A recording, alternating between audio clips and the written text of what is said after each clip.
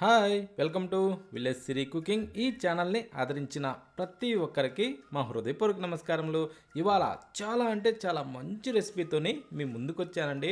చాలా అంటే చాలా బాగుంది. ఇదేమిటంటే మామూలుగా ఆకుకూరలతోని పప్పు చేశానండి.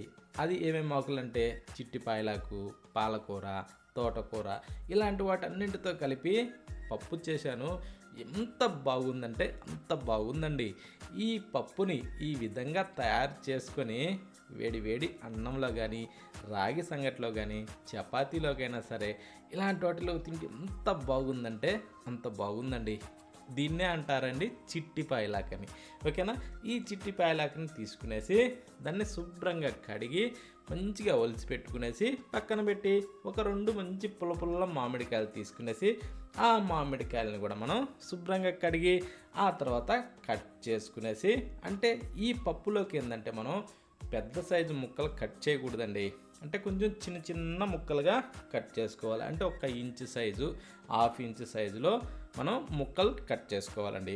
అప్పుడేమవుద్దంటే ఈ మామిడికాయ ముక్కలు అన్నది మనం పప్పులేసి ఎనిపినప్పుడు దాంట్లోనే కరిగిపోతాయండి. ఆ కరిగినప్పుడు ఆ టేస్టు వేరే ఉంటుందండి. ఓకేనా? అందుకని ఇలా కట్ చేసుకోవాలి. ఇప్పుడు ఇవి కూడా పక్కన పెట్టేసి ఇప్పుడు ఒక మిక్సీ జారీ తీసుకునేసి దాంట్లో దాదాపు ఒక 10-15 ఎండుమిరపకాయలు వేసుకునేసి అది కూడా పొడి కొట్టి పెట్టుకోవాలండి. ఈ టైప్లో పొడి వస్తే సరిపోతుంది. ఇప్పుడు దీన్ని కూడా పక్కన పెట్టేసి మనం కందిపప్పు తీసుకోవాలండి. ఈ కందిపప్పు నేను దాదాపు ఒక 1/4 కిలో వరకు అయితే తీసుకున్నానండి. ఈ పప్పుని మనం ఒక ప్రెషర్ కుక్కర్ తీసుకునేసి ఆ ప్రెషర్ కుక్కర్లో ఈ పప్పు అయితే వేసుకోవాలి. వేసిన తర్వాత ఇప్పుడు మనం తగినన్ని నీళ్లు పోసుకునేసి శుభ్రంగా కడుక్కోవాలండి. అంటే 3-4 సార్లు బాగా శుభ్రంగా కడిగి ఆ నీళ్లు వంపేసుకోవాలి. అవి వంచిన తర్వాత సేమ్ ఇప్పుడు అదే పప్పులో మనం ఇందాక కడిగి రెడీ చేసి పెట్టుకున్న ఈ పాయలాకుని కొంత దాంట్లో వేసుకోవాలండి. ఇది చూడటానికేమో ఎక్కువగా అనిపిస్తుంది కదా, ఉడికితే కొద్దిగా అయిపోద్దండి. ఇప్పుడు తోటకూర, మన పాలకూర ఇవి 2 కూడా వేసేసి మళ్ళీ మీద కొంచెం కాస్త పాయలాగా పెట్టేసి ఇప్పుడు కట్ చేసిన మామిడికాయలను కూడా అందులో వేసేసుకోవాలి.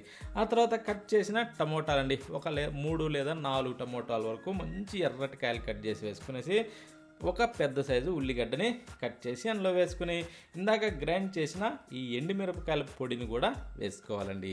వేసిన తర్వాత 1 టేబుల్ స్పూను ఆయిల్ కూడా వేసుకోవాలి. వేసిన తర్వాత దీంట్లో ఒక 2 చెంబులు నీళ్లు పోసుకోవాలండి. అంటే మనకి దాదాపు కొన్ని విజిల్స్ రావాలి కాబట్టి, అంటే ఒక 5-6 విజిల్స్ దాకా రావాలండి. కాబట్టి దానికి తగ్గట్టుగా మనం నీళ్లు పోసుకోవాలి. ఓకేనా? ఒక 2 చెంబులు నీళ్లు పోస్తే సరిపోతుంది. ఇప్పుడు 1 టేబుల్ స్పూన్ వరకు పసుపు కూడా దాంట్లో వేసుకోవాలండి. వేసేసి దీనికి ఇప్పుడు విజిల్స్ వచ్చే విధంగా మూత పెట్టుకోవాలండి ప్రెషర్ కుక్కర్కి. ఇప్పుడు స్టవ్ ఆన్ చేసి స్టవ్ మీద ఈ ప్రెషర్ కుక్కర్ని అయితే పెట్టేసుకునేసి ఇప్పుడు దీన్ని ఒక 5-6 విజిల్స్ అయితే కంపల్సరీ రానిచ్చుకోవాలండి. అప్పుడేమవుద్దంటే ఈ పప్పు కూడా మెత్తగా మైను లెక్క ఉడికిపోతుందండి. మంచి సూపర్గా అంటే సూపర్గా ఉడికిపోద్దండి. చూడండి ఒక్కసారి ఇలా అనగానే మన గుజ్జు టైప్లో ఆకు కానీ పప్పు కానీ మొత్తం కూడా శుభ్రంగా ఉడికిపోద్దండి. కాకపోతే ఏంటంటే నీళ్లు పోసేటప్పుడు మాత్రం మనం పర్ఫెక్ట్గా పోసుకున్నామంటే సూపర్గా ఉడికిపోద్దండి, అడుగు మాడకుండా. ఓకేనా? ఇప్పుడు దీన్ని స్టవ్ ఆఫ్ చేసేసి పక్కన పెట్టేసి ఒక ముద్దకం తీసుకునేసి ఆ ముద్దకంతోనే దీన్ని మనం మెత్తగా ఎనిపేసుకోవాలండి.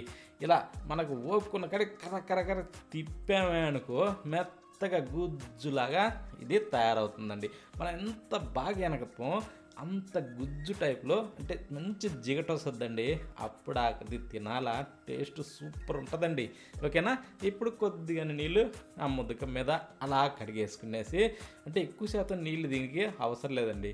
అంటే మామూలుగా మనం వాటర్ తాగే గ్లాస్ ఉంటుంది కదా, చిన్న గ్లాసు, ఆ గ్లాసు నిండా నీళ్లు పోసుకుంటే చాలండి. ఎక్కువ శాతం అయితే దీంట్లో అవసరం లేదు. ఎందుకంటే ఇది కొంచెం చిక్కగా ఉంటేనే రుచి అద్భుతంగా ఉంటుంది. అందుకోసం అనేసి ఈ టైప్లో కలిపి దీన్ని రెడీ చేసి పెట్టుకోవాలండి. ఓకేనా? ఇప్పుడు స్టవ్ ఆన్ చేసి ఒక ప్యాన్ అయితే పెట్టుకొని దాంట్లో ఒక 2 గంటలు ఆయిల్ వేసుకొని కొంచెం వేడెక్కనిచ్చి తాలింపు గింజలు 1 టేబుల్ స్పూన్ వేసుకొని ఆ తర్వాత ఇవి వెల్లుల్లి రెమ్మలండి. కొంచెం ముక్కలు నలిపి అందులో వేసేసుకొని కొంచెం ఎరడాలుగా వేగనిచ్చుకొని ఇప్పుడు కట్ చేసిన ఒక చిన్న ఉల్లిపాయను వేసి ఒక 3 ఎండుమిరపకాయలు కూడా వేసి వీటిని కూడా మంచి గోల్డెన్ బ్రౌన్ కలర్ వచ్చేంత విధంగా ఈ ఆనియన్ అయితే మనం బాగా వేగనిచ్చుకోవాలండి. వేగాక చిటికిడి ఇంగు వేసి 4 రెబ్బలు కరివేపాకు దూసి అందులో వేసుకోవాలి. వేసిన తర్వాత ఇప్పుడు కొంచెం చిటపటలాడనిచ్చేసి దీంట్లో ఇందాక మనం ఎనిపి రెడీ చేసి పెట్టుకున్న ఈ ఆకుకూర పప్పునైతే ఇందులో వేసేసుకోవాలండి. వేసిన తర్వాత ఇప్పుడు మనం ఏం చేద్దామంటే రుచికి సరిపడా సాల్ట్ వేసుకోవాలి. సాల్ట్ వేసిన తర్వాత ఇప్పుడు దీన్ని బాగా కలిపేసుకోవాలండి. ఈ విధంగా కిందకి మీదకి తిరిగేసుకునేసి ఈ సాల్ట్ కలిసే విధంగా కలిపిన తర్వాత మూత పెట్టి ఒక 3 నుంచి 4 నిమిషాల సేపు అలా ఉడికించాలండి. అంతకుమించి ఎక్కువ ఉడికే అవసరం లేదు. ఓకేనా? అది కొంచెం సన్న మంట మీద ఉడికించండి, లేదంటే అడుగున అతుక్కుంటుంది. ఓకేనా? ఈ విధంగా ఉడికిన తర్వాత మీదకించి కొత్తిమీరని అలా చల్లేసుకోవాలి. అది కూడా కొత్తిమీరని శుభ్రంగా కడిగి కట్ చేసి మీదకించి చల్లేసుకునేసి కాస్తలా కిందకి మీదకి తిరగేసుకోవాలి. ఇప్పుడు స్టవ్ ఆఫ్ చేసే ముందు ఆఖరిని ఒక్కసారి టేస్ట్ చూసుకునేసి సాల్ట్ ఇవన్నీ సరిపోయినాయా, ఇక స్టవ్ ఆఫ్ చేసి చూడండి వేడిగా సర్వ్ చేసుకొని తింటే ఎంత బాగుందంటే అంత బాగుందండి. ఈ టైప్లో ఎవరు చేసినా మరి టేస్ట్ మాత్రం సూపర్గా వస్తుందండి. ఈ విధంగా ట్రై చేయండి. ఈ ఆకుకూర పప్పుని అంటే ఒక 2-3 రకాల ఆకుకూరలు తీసుకునేసి ఈ విధంగా చెయ్యాలి, కానీ ఎంత బాగుందంటే అంత బాగుందండి. ఈ విధంగా చేస్తే మాత్రం నచ్చని వాళ్ళంటూ ఎవ్వరూ ఉండరండి. కానీ ఇది ఆరోగ్యానికి కూడా చాలా అంటే చాలా మంచి కర్రీ అండి. ప్రతి ఒక్కరూ ట్రై చేయండి.